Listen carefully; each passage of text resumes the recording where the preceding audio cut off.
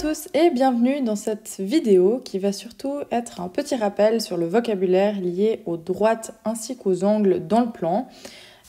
Donc ça va être au programme, on va parler des droites, des angles et puis pour finir je vais vous présenter la conversion des mesures d'angle, notamment le système sexagésimal. Commençons tout de suite par les droites. Alors avant de vous définir ce qu'est une droite, je vais peut-être d'abord vous définir ce qu'est un segment. Donc le segment, qu'est-ce que c'est? C'est le plus court chemin entre deux points. Donc si vous avez deux points ici, le segment, ça va être ça.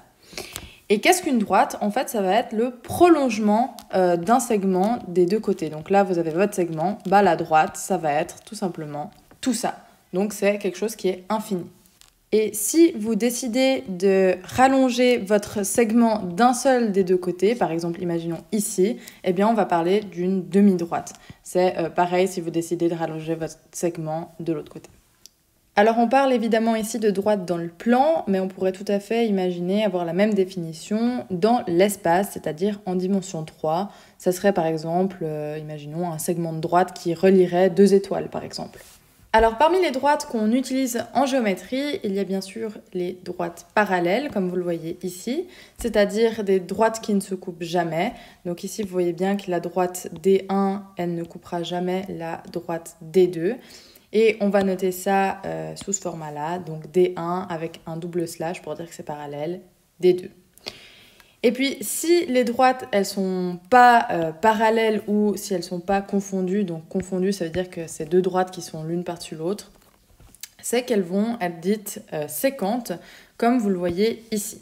Qu'est-ce que deux droites sécantes? Ça veut dire qu'elles vont se couper en un point. Donc, c'est ce que vous voyez ici. On a D1 qui coupe D2 en ce point-là. Et puis, on va noter ça comme ceci. Et puis, parmi les droites sécantes, il y en a une qui est un peu particulière. C'est lorsque l'une coupe l'autre à angle droit, comme vous le voyez ici. On a bien un angle de 90 degrés. Et on va noter ça avec un petit carré sur le dessin ici.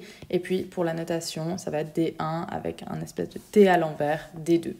Petite remarque, il faut savoir qu'un peu plus tard dans le cours, on va présenter des droites par des équations, ce qui va nous permettre en fait de trouver le point d'intersection si elles sont sécantes ou de montrer qu'elles sont parallèles ou encore confondues, donc les unes sur les autres. Maintenant qu'on a vu quelques rappels sur les droites, on va passer aux angles. Donc première chose à savoir sur les angles, c'est déjà que l'unité de mesure, ça va être le degré.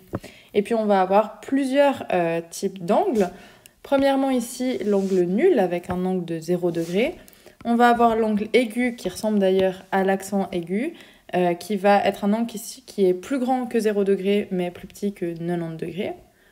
On va avoir ici l'angle droit qui est de 90 degrés pile poil. L'angle obtus qui ressemble plutôt cette fois-ci à l'accent grave contrairement à l'angle aigu. Cet angle obtus, il va être plus grand que 90 degrés, mais plus petit que 180 degrés. Et on va aussi avoir l'angle plat qui fait pile poil 180 degrés. Il y aura encore ce qu'on appelle les angles rentrants qui se situent, qui sont de plus de 180 degrés et de moins de 360 degrés.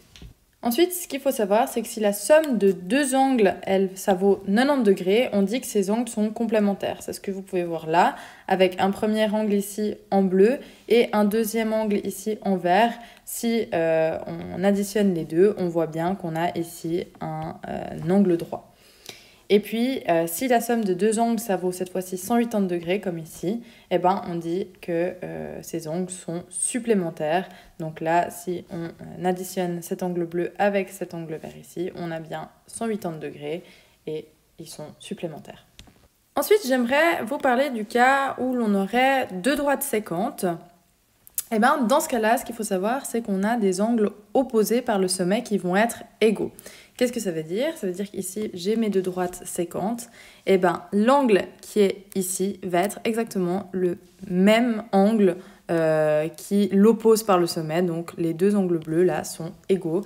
Pareil pour les deux angles ici en vert, ils vont être égaux également. Et puis pour clôturer ce sujet des angles, je voudrais encore ajouter un petit peu de vocabulaire. C'est le cas où l'on aurait deux droites parallèles qui sont coupées par une droite sécante. Donc là, on va avoir des angles qui sont égaux. Donc premièrement, les angles alternes externes. Déjà, qu'est-ce que c'est que des angles alternes externes? Alterne, ça veut dire que ça alterne une fois en haut et une fois en bas de la droite sécante. Et externe, on dit que c'est les angles qui sont en fait extérieurs aux droites parallèles. Du coup, en fait, ces angles en vert ici, ils sont égaux. Pareil pour ce qu'on appelle les angles correspondants. Les angles correspondants, c'est ceux qui sont ici en rouge.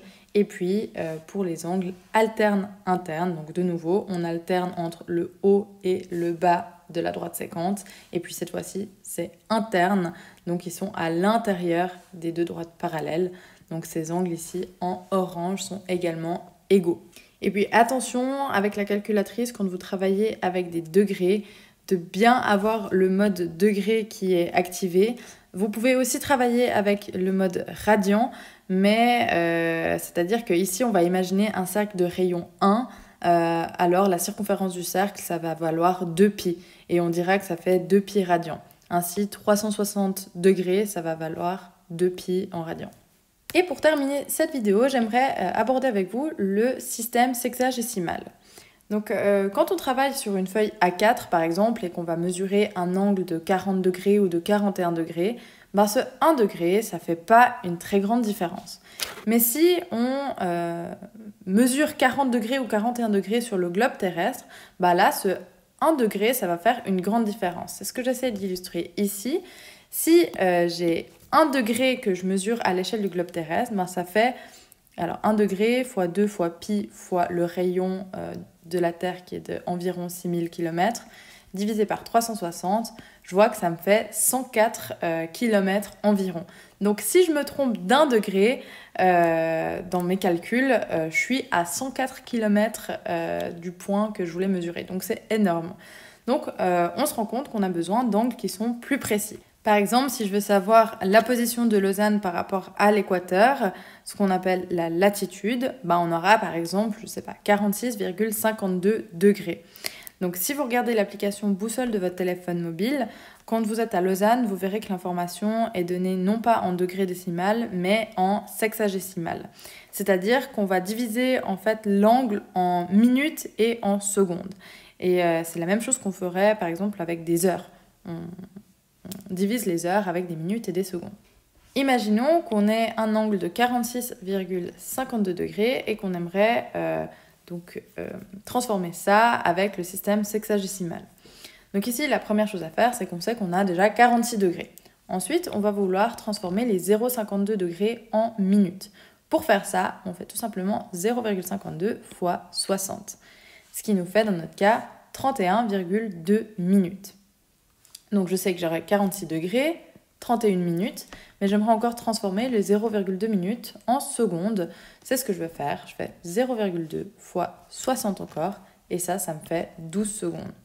Donc mes 46,52 degrés, ça va me faire 46 degrés, 31 minutes et 12 secondes.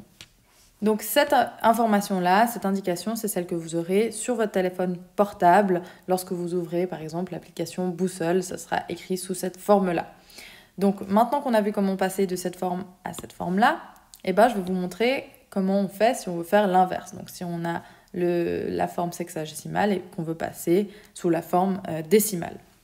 Donc ici, vous reprenez tout simplement ça, vous faites 46 plus 31 divisé par 60 plus les 12 que vous divisez par 3600. Les 3600, ça correspond à 60 fois 60. Et puis là, si vous faites le calcul, ça vous donne 46,52 degrés.